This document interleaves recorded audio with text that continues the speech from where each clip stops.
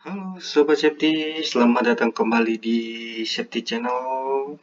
Video kali ini saya ingin berbagi masih seputar alat proteksi kebakaran aktif, yaitu Fire Detection System.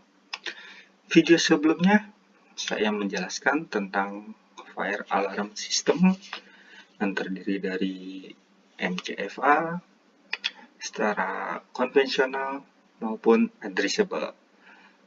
Yang baru bergabung, jika penasaran mengenai tentang Fire Alarm System, silakan lihat di beranda channel ini. Sebelum ke materi, tolong bantu berkembangnya channel ini agar terus bisa berbagi yang berkaitan seputar safety. Sobat Safety, cukup hanya subscribe, like, dan tekan loncengnya. Oke, Sobat Safety, Fire Detection System secara sederhana definisinya adalah peringatan dini kepada penghuni gedung agar segera melakukan evakuasi diri atau proses pemadaman pada saat terjadi kebakaran. Fire Detection System ini bisa bekerja secara otomatis dengan mengeluarkan bunyi setelah komponen detektor mendeteksi adanya indikasi kebakaran. Fire detection ini tentunya terhubung ke MCFA atau Main Control Fire Alarm. Nah, jenis-jenis fire detection system pada umumnya dibagi menjadi 4, bisa mendeteksi nyala, panas, asap, dan gas. Nah, jenis-jenis atau tipe detektor ya, ada yang ultraviolet, infrared, nah itu jenisnya yang nyala ya atau flame. Panas itu rate of rise, fixed temperature. Kalau asap itu ionization, photoelectric, sedangkan gas itu combustible atau flammable detector, oksigen analyzer, dan lain-lain. Yang pertama adalah flame detector. Jenis ultraviolet ya, Sobat Safety. Alat deteksi ini sensitif terhadap cahaya api yang memancarkan cahaya putih kebiru-biruan.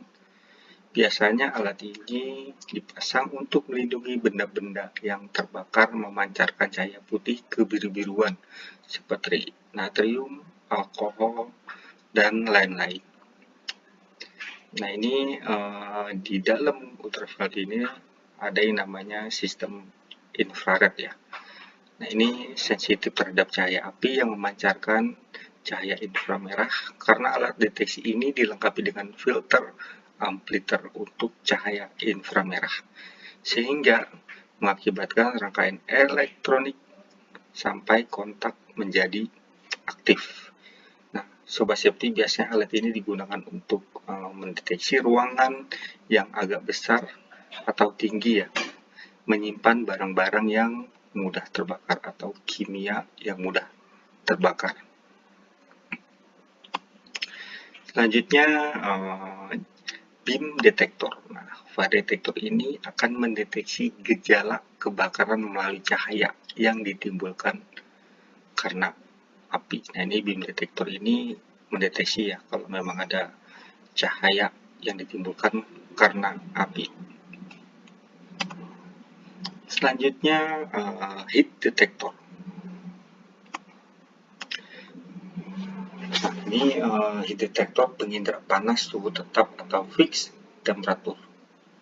Sistem deteksi ini memiliki komponen elemen peka yang di dalamnya menggunakan dui logam sensor bimetal. Dilengkapi juga dengan mechanical contact. Nah, prinsip kerja deteksi ini, bila terjadi kebakaran, elemen peka menerima panas dengan derajat suhu yang ditentukan sekitar 60 sampai 80 derajat Celcius. kepekaan deteksi, maka sensor bimetal mendorong mechanical contact menjadi aktif. Dengan demikian alarm berbunyi. Nah, biasanya alat ini digunakan atau diinstal pada ruangan yang agak panas seperti ruang mesin, generator listrik, dan lain-lain. Nah, biasanya ini memerlukan deteksi panas dengan keadaan panas tertentu. Selanjutnya, tipe heat detector pengindera panas tipe pengembangan suhu atau rate of rise heat detector. Prinsip kerja deteksi ini, bila suatu ruangan terjadi kebakaran sehingga terjadi perubahan suhu yang cepat antara 7 derajat sampai 10 derajat Celcius per detik. Nah, detektor ini pemuaian udara di ruang tertutup tersebut mengakibatkan membran terdorong naik. Nah, ini membrannya di sini ya, Sobat Safety. Nah, membran sekaligus mendorong mechanical contact menjadi aktif dan alarm berbunyi. Selanjutnya, smoke detector atau detektor asap ya. Yang pertama jenis ionization smoke detector. Ruangan deteksi ini dilengkapi dengan bahan radioaktif yang diberi muatan listrik sehingga memancarkan ion positif dan ion negatif dengan muatan yang seimbang. Cara kerja detektor ini, bila terjadi kebakaran yang kemudian asap yang memasuki ruang deteksi, nah ini ruang ini ya, dimaksud ini, partikel-partikel asap tersebut mempengaruhi perubahan nilai ion di ruang deteksi tersebut, mengakibatkan rangkaian elektronik kontak menjadi aktif dan alarmnya berbunyi. Selanjutnya, smoke detector fotoelektrik ya. Nah, sumber cahaya inframerah dipantulkan melalui lensa fokus sehingga pancaran cahayanya lurus. Nah, fotoelektrik sel ini yang dihubungkan rangkaiannya elektronik kontak ke alarm. Di waktu tidak terjadi kebakaran, fotosel selalu menerima cahaya inframerah. Nah, prinsip kerjanya, bila terjadi kebakaran, terdapat asap yang menghalangi cahaya yang selalu diterima oleh fotosel.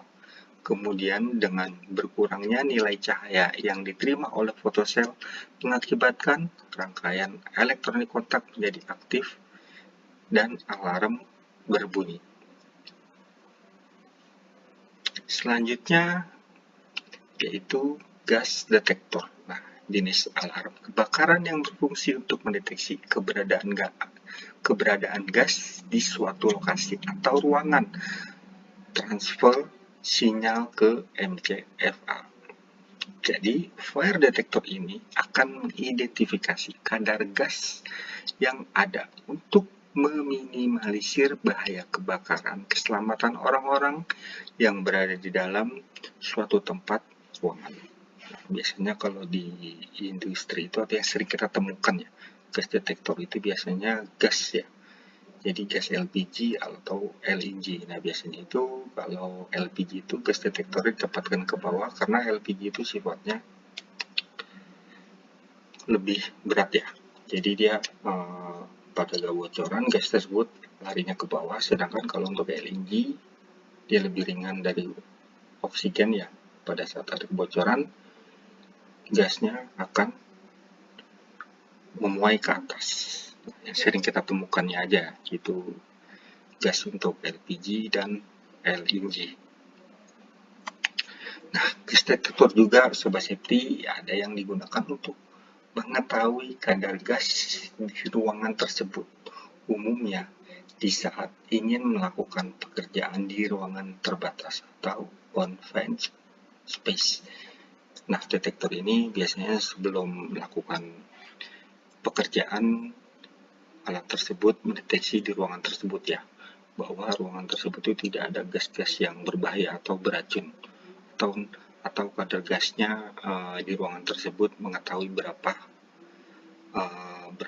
banyak sih gas-gas tersebut di ruangan tersebut, sehingga pada saat pekerjaan tidak ada yang kecelakaan. atau bisa juga kadar oksigennya sekian. Jadi para pekerja harus menggunakan SCBA. Nah, kalau di dalam ruangan banyak gas-gas beracun bisa terdeteksi dan kita bisa meminimalisirkan resiko. Oke, Sobat Safety, mengenai gas detektor sampai di sini. Semoga bermanfaat. Terus dukung channel kami dengan subscribe, like, dan tekan lonceng. Bila ada yang ditanyakan atau sharing, bisa komen di channel ini. Nah, video selanjutnya saya ingin berbagi masih seputar proteksi kebakaran aktif yang sering kita temui di area kita, yaitu tentang hidran dan sprinkler system. Terima kasih Sobat Safety.